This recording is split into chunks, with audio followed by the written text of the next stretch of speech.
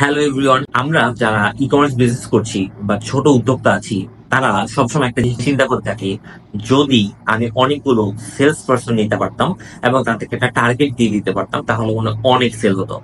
আসলে এই ধারণাটা সম্পূর্ণ ভুল। এই এগ্রেসিভনেসটা মাঝে মধ্যে আপনার জীবনের সর্বনাশ ডেকে নিয়ে আসতে পারে। আজকে আপনাদের সাথে আমি ঠিক এরকমই একটা কেস স্টাডি শেয়ার করব। ইন্ডিয়ান লার্নিং প্ল্যাটফর্ম বাইজুসের কথা আমরা সবাই জানি। 2014 সালে যখন তার যাত্রা শুরু হয়, তারপর দিনকে দিন তার শুধু গ্রোথই ছিল, এবং শুধু গ্রোথটা উপর দিকে ছিল, কখনোই ডাউন গ্রেড ছিল না। আর এই গ্রোথটা পুরাই সুপার রকেটের মতো বৃদ্ধি পায় যখন করোনা আসে। কিন্তু বাইজুস যখন পিকে চলে আসে, ঠিক তখনই তার অধঃপতনটা শুরু হয় এবং দেখতে পায় প্রকৃতির নিয়ম। করোনার পর পর তাদের সেলস টোটালি ড্রপ ডাউন হয় এবং টোটালি কমতে থাকে। ঠিক এই সময়টায় বাইজুসের সেলস ম্যানেজাররা একটা বিশাল বড় ভুল কাজ করে।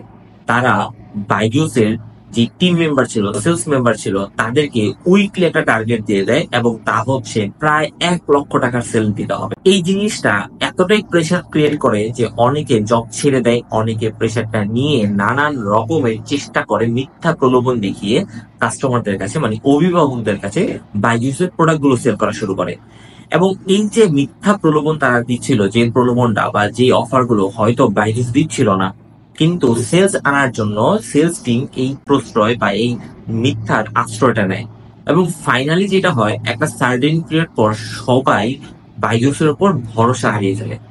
সিম্পল দেখুন, সেলস টিম সেলস করার জন্য মিথ্যা প্রলোভন দেখায়, কিন্তু বাইজুস আসলে ওই প্রলোভন গুলো বা ওই অফার গুলো দিচ্ছিল না।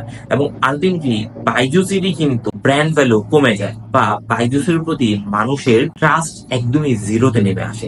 এবং দিনকে দিন এটা কমতে কমতে কমতে কমতে যখন জিরোতে চলে আসে, তখন কিন্তু বাইজুসের পক্ষে আর সেল করা সম্ভব হয়নি।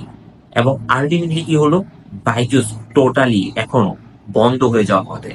বাইজুস একদমই ব্যাংক দেউলিয়া হয়ে গিয়েছে, ব্যাংক ক্রাফট হয়ে গিয়েছে। এটা থেকে কি শিক্ষা পাই? আমরা কোনো কিছু চাইলেই এগ্রেসিভনেস দেখানো উচিত না। আপনি যদি আপনার সেলস টিমকে যত বেশি প্রেশার রাখবেন, তত বেশি সেল হবে, ব্যাপারটা তা না। আপনার প্রোডাক্ট, ওই সময় মার্কেটের ডিমান্ড এবং কারেন্ট মার্কেট সিচুয়েশন অনুপাতে আপনাকে এই টার্গেট সেট করতে হবে, আপনার এমপ্লয়ি হায়ার করতে হবে, এবং সেই অনুপাতে আপনাকে বিহেভ করতে হবে।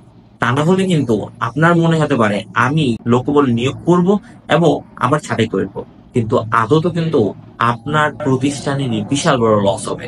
আর তার পৃথিবী জুড়ে এক্সাম্পল হয়ে থাকবে বাইজুস।